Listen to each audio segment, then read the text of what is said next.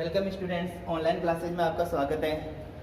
Class 10th के अंदर class 10th में आप लोगों ने लेसन नंबर 1 अशोक जी सर ने आपको पढ़ा दिया है अच्छे से। लेसन नंबर 2 आपका क्लास में हो चुका है। एक प्रकाश ऑप्टिक्स वाला लेसन नंबर 9 प्रकाश वाला अपने क्लास में पढ़ लिया है।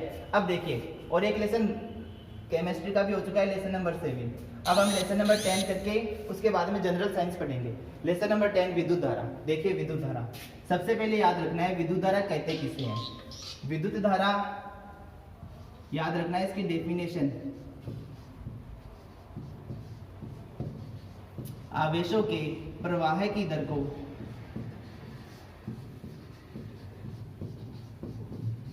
आवेशों के प्रवाह की दर को विद्युत धारा कहते हैं। अब देखिए, विद्युत धारा को पढ़ने से पहले आवेश क्या होता है इसके बारे में जानना बहुत ही जरूरी है। तो सबसे पहले हम आवेश के बारे में पढ़ेंगे। विद्युत धारा पढ़ने के लिए आवश्यकता किसकी है?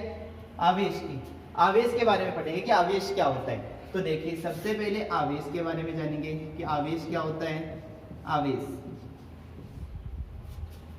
जब भी कोई दो वस्तुओं को हम आपस में रगड़ते हैं, जैसे एक स्केल लेते हैं और स्केल को लेकर हम सर के अंदर रगड़ते हैं और रगड़कर उन्हें कागज के टुकड़ों के पास लेकर जाते हैं, तो हम देखते हैं कि स्केल के अंदर एक विशेष प्रकार का गुण आ जाता है। तो याद रखना है आवेश होता क्या है। जब भी हम कोई दो वस्तुओं को आपस में रगड़ते हैं या उनमें घर्षण करवाते हैं या उनको संपर्क में लाते हैं, तो उनमें एक विशेष प्रकार का गुण उत्पन्न होता है। वो विशेष प्रकार का गुण ही क्या कहलाता है? आवेश कहलाता है। अब देखिए, वो विशेष प्रकार का गुण आता क्यों है? आने का कारण है इलेक्ट्रॉनों का स्थानांतरण। इलेक्ट्रॉनों का स्थानांतरण। हकीकत में यदि आवेश की परिभाषा होगी तो सीधा सा याद रखना, इलेक्ट्रॉनों का स्थानांतरण ही आवेश कहलाता है। क्योंकि जब भी हम दो पदार्थों को या दो वस्तुओं को आपस में रगड़ते हैं तो उनमें एक पदार्थ से इलेक्ट्रॉन निकलकर दूसरे पदार्थ पर चले जाते हैं। तो एक पदार्थ पर क्या हो जाती है? इसकी वजह से इलेक्ट्रॉनों का यदि स्थानांतरण होगा तो इसकी वजह से क्या होता है? एक पदार्थ पर इलेक्ट्रॉन की कमी हो जाती है। इलेक्ट्रॉन की कमी हो जाती है और एक पदार्थ पर इलेक्ट्रॉन की क्या हो जाती है? अधिकता।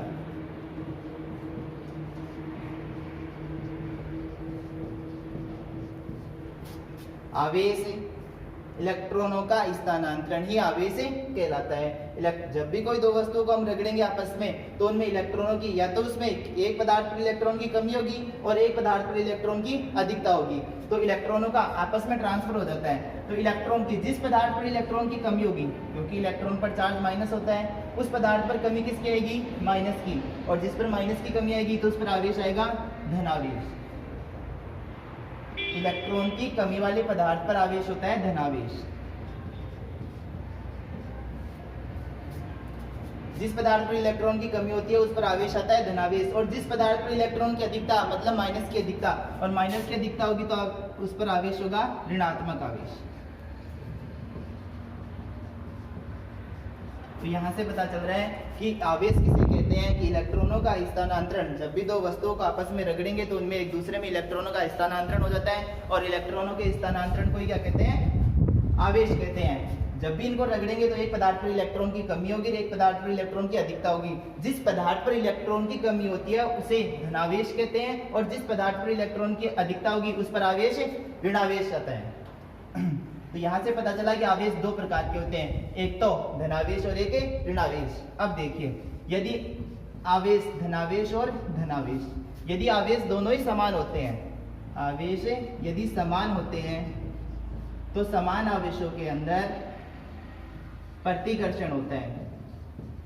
समान आवेशों में प्रतिकर्षण होता है। आवेश दो प्रकार के होते हैं, धनात्मक और ऋणात्मक। यदि आवेश समान होते हैं, पॉजिटिव पॉजिटिव दोनों को यदि पास में लेकर आएंगे तो दोनों में प्रतिकर्षण होगा। इसके जस्ट विपरीत, यदि पॉजिटिव के पास में नेगेटिव, धनात्मक आवेश के पास में ऋणात्मक आवेश को लेकर आएंगे तो विपरीत आवेश हो गई। और विपरीत आवेशों के अंदर होता है आकर्षण। ये बात याद रखनी है अच्छे से कि समान आवेशों में प्रतिकर्षण तथा विपरीत आवेशों में आकर्षण होता है। इसके बाद में याद रखना है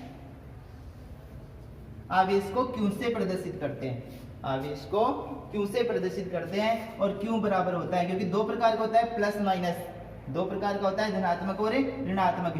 क्यों बराबर होता है प्लस माइनस से एन। जहां पर क्यों क्या होता है? क्यों होता है आवेश। क्यों बराबर होता है आवेश। एन यहाँ पर होती है इलेक्ट्रॉनों की संख्या इलेक्ट्रॉनों की संख्या, और ई यहाँ पर होता है इलेक्ट्रॉन पर आवेश, और एक इलेक्ट्रॉन पर आवेश होता है 1.6 गुणा 10 की घात -19 कूलम। और आवेश के बारे में एक बात और याद रखनी है कि आवेश का जो मात्रक होता है वो कूलम होता है। आवेश का मात्रक कूलम होता है। तो ये छोटी सी बातें याद रखनी है, 2-4 बातें आवेश के बारे में। आवेश कहते किसे हैं? जब भी दो वस्तुओं को आपस में रगड़ते हैं तो इलेक्ट्रॉनों का स्थानांतरण होता है, और इलेक्ट्रॉनों का स्थानांतरण ही क्या कहलाता है? आवेश। जिस पदार्थ पर इलेक्ट्रॉन की कमी होगी उस पर धनावेश, जिस पदार्थ पर इलेक्ट्रॉन की अधिकता होगी उस पर ऋणावेश। समान आवेशों में प्रतिकर्षण होता है और विपरीत आवेशों में आकर्षण होता है। आवेश को क्यू से प्रदर्शित करते हैं। क्यू बराबर होता है प्लस माइनस एन, जहां पर एन इलेक्ट्रॉनों की संख्या होती है और ई 1.6 गुणा 10 की घात -19 कूलम होता है। अब इसके बाद में आवेश से संबंधित एक क्वेश्चन है जो एग्जाम्पल फर्स्ट ही है, एग्जाम्पल फर्स्ट, और वेरी इंपॉर्टेंट है। तो देखिए एग्जाम्पल फर्स्ट क्या दिया हुआ है। पहला क्वेश्चन दिया हुआ है एक कूलम आवेश में इलेक्ट्रॉनों की संख्या ज्ञात कीजिए।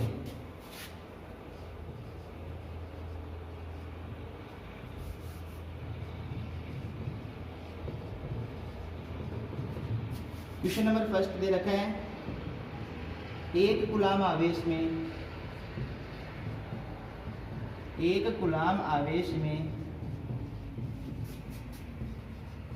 इलेक्ट्रॉनों की संख्या ज्ञात कीजिए।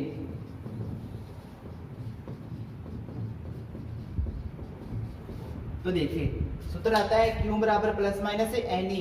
तो देखिए Q बराबर होता है प्लस माइनस एन ई, जहां पर हमें दे रखा है एक कूलम आवेश, मतलब आवेश Q बराबर दे रखा है एक कूलम। n यहाँ पर होती है इलेक्ट्रॉनों की संख्या, n होती है इलेक्ट्रॉनों की संख्या। तो n का मान पूछा गया है, इलेक्ट्रॉनों की संख्या ज्ञात करवाई है, मतलब n का मान पूछा गया है। और e का मान फिक्स होता है 1.6 गुणा 10 की घात -19 कूलम। ई बराबर होता है 1.6 गुणा 10 की घात -19 कूलम।